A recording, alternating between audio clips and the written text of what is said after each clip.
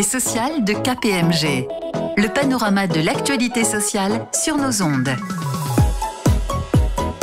Bonjour à toutes, bonjour à tous. Nous sommes très heureux de vous retrouver après cette pause estivale pour cette nouvelle édition des sociales de KPMG, le rendez-vous radiophonique spécialement dédié au droit social. Nous sommes le jeudi 8 septembre 2022, au micro, Olivier Mazy et Alban Eglinger. Bonjour Olivier. Bonjour Alban, bonjour à toutes et à tous. Nous espérons que vous avez passé un très bel été.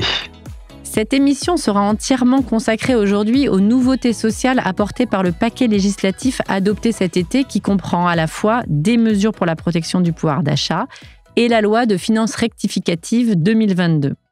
Voilà, vous avez le programme de cette nouvelle édition des sociales, c'est parti. Le grand angle.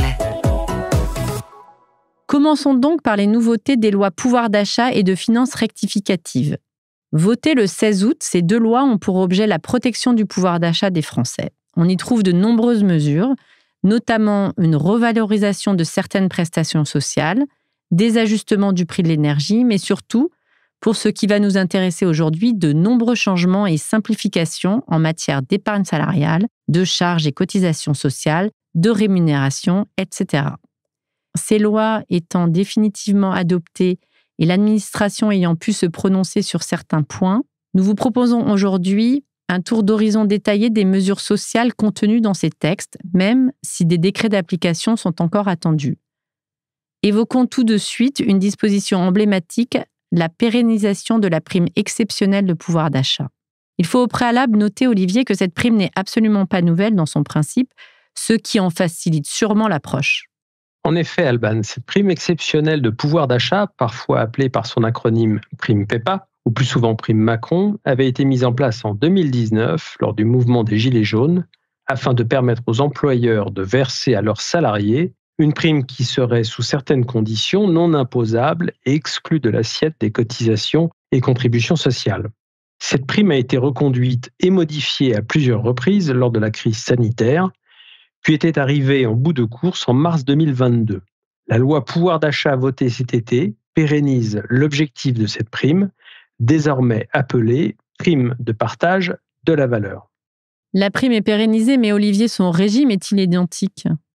Non, plusieurs aspects ont été changés. Il faut donc dresser le portrait complet de cette nouvelle prime de partage de valeur pour comprendre en quoi elle évolue.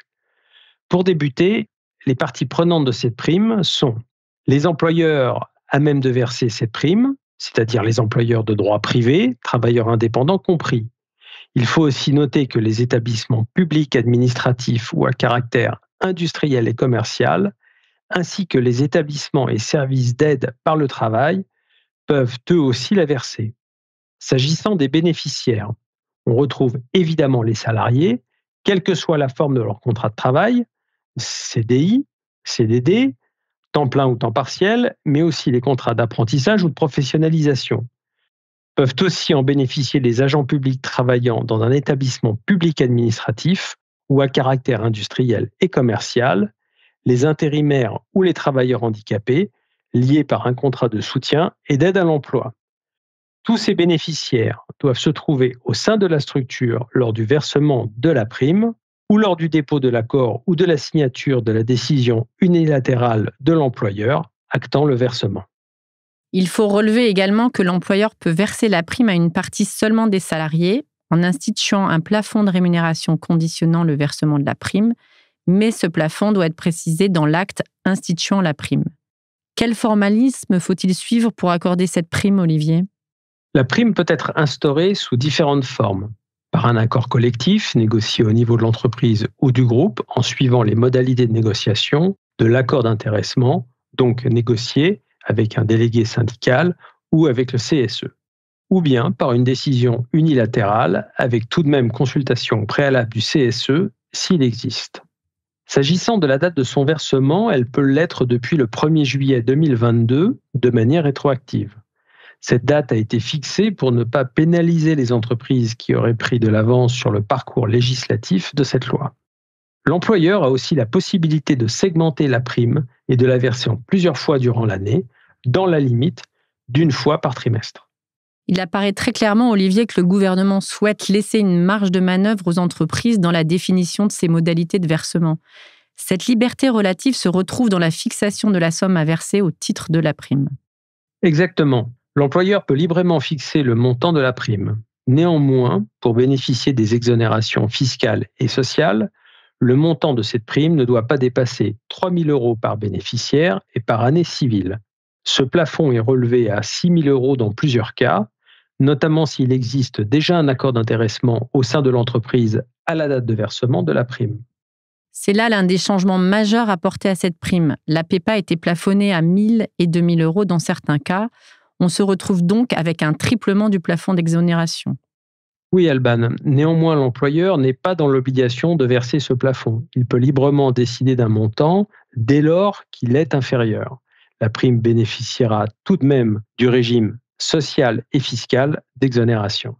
Ce régime est très avantageux puisqu'il implique une exonération de cotisations sociales des sommes versées au titre de la prime, et ce, quel que soit le niveau de rémunération du salarié.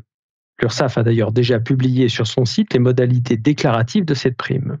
Néanmoins, s'agissant du régime fiscal et de la CSG-CRDS, les exonérations applicables ne sont valables que pour les primes versées entre le 1er juillet 2022 et le 31 décembre 2023 à des salariés disposant d'une rémunération inférieure à 3 fois la valeur annuelle du SMIC. Cela signifie qu'à partir du 1er janvier 2024, les sommes versées au titre de cette prime seront intégralement soumises à l'impôt sur le revenu et à la CSG-CRDS. Et pour finir sur la prime de valeur partagée, la loi précise que la prime est soumise au forfait social dans les conditions applicables à l'intéressement. En clair, le forfait de 20% est dû sur la fraction des sommes exonérées de cotisations sociales pour les primes versées dans les entreprises de 250 salariés au plus. On voit bien que cette prime a comme but affiché d'encourager le partage de la valeur au sein des entreprises. Mais ce n'est pas la seule mesure avec cette ambition. La mise en œuvre de l'intéressement des salariés au bénéfice de l'entreprise est également simplifiée et facilitée par les dispositions de la loi pouvoir d'achat. Oui, Alban, vous avez raison de le dire.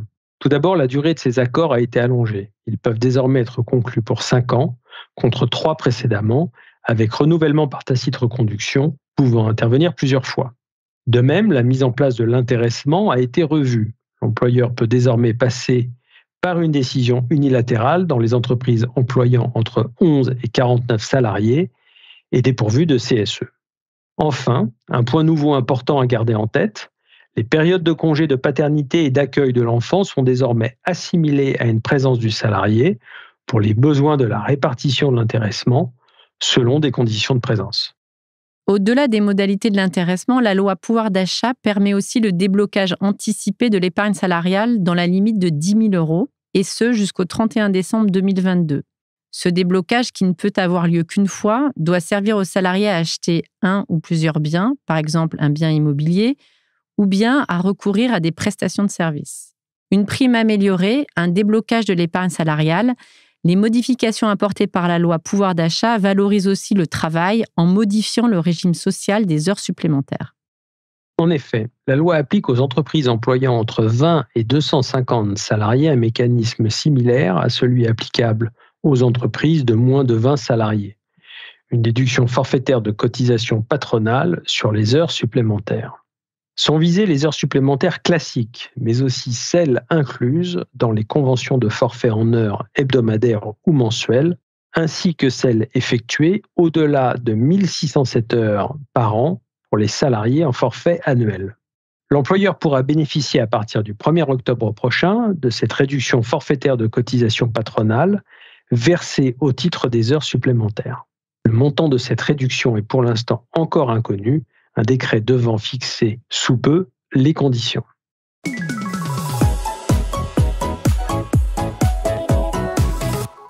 Toujours concernant le thème de la valorisation du travail, la loi de finances rectificative a instauré la possibilité pour les salariés de monétiser leurs jours de repos ou de RTT. En effet, un salarié peut désormais, sur sa demande et en accord avec l'employeur, renoncer à tout ou partie des journées ou demi-journées de repos au titre des périodes postérieures au 1er janvier 2022 et jusqu'au 31 décembre 2025. Par journée ou demi-journée de repos, La loi vise celles acquises au titre d'un dispositif de jours de repos conventionnel, mis en place sur une période supérieure à la semaine, ainsi que les RTT acquis au titre d'un dispositif de réduction du temps de travail. Cette renonciation donne lieu à une majoration de salaire au moins égale au taux de majoration de la première heure supplémentaire applicable dans l'entreprise, soit au minimum 10% si un accord collectif le prévoit, ou 25% en l'absence d'un tel accord. À noter que dans ce cas, les heures correspondantes ne s'imputent pas sur le contingent légal ou conventionnel d'heures supplémentaires. Cette majoration donne également lieu à la réduction de cotisations sociales, ainsi qu'à la déduction forfaitaire de cotisations patronales applicable aux heures supplémentaires mentionnées précédemment. Il en va de même pour les exonérations d'impôt sur le revenu. Dans le contexte actuel de forte hausse de l'énergie qui ampute le pouvoir d'achat des salariés contraints notamment d'utiliser leur véhicule pour aller travailler, la loi de finances rectificative pour 2022 prévoit plusieurs mesures impactant favorablement les dépenses des salariés dans le cadre de leur activité professionnelle. Nous pouvons mentionner en premier lieu un rehaussement de la limite d'exonération applicable à la part patronale des titres restaurants. On peut aussi signaler à nos auditeurs que les frais professionnels, les frais de repas remboursés par l'employeur, peuvent l'être sur la base des dépenses réellement engagées ou selon les allocations forfaitaires. Oui, dans ce dernier cas, à Alban, les allocations sont automatiquement exonérées si elles demeurent en dessous des plafonds.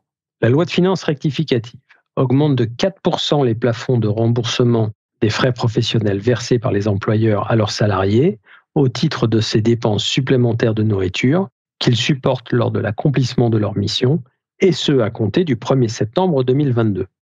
Toujours dans cette même ligne, cette loi élargit la prise en charge par l'employeur des frais de transport déboursés par les salariés. Effectivement, cela vise en premier lieu l'exonération de la prise en charge des frais de transport public. Ces frais sont socialement et fiscalement exonérés quand l'employeur prend en charge à hauteur de 50% les frais de transport des salariés qui se trouvent dans l'obligation de prendre les transports publics pour se rendre sur leur lieu de travail. La loi permet d'étendre cette exonération dans la limite d'une prise en charge à hauteur de 25% aux salariés qui n'ont que facultativement besoin de prendre ces transports publics pour se rendre sur leur lieu de travail. Il faut également dire à nos auditeurs que la loi autorise désormais le cumul de mesures en matière de transport.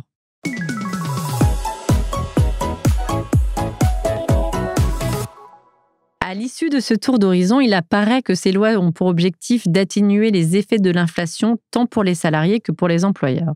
Certaines mesures sont pérennes, d'autres sont limitées dans le temps, à voir si elles seront reconduites. Nous avons évoqué ici les principales mesures de ce paquet législatif destiné à protéger le pouvoir d'achat. D'autres dispositions concernant l'activité partielle et la revalorisation des salaires font également partie de ces textes votés en août. Cette édition des Sociales de KPMG touche maintenant à sa fin. Merci à tous pour votre attention et nous vous retrouverons avec grand plaisir au micro de cette émission en novembre prochain. Les Sociales de KPMG. Une émission de Radio KPMG.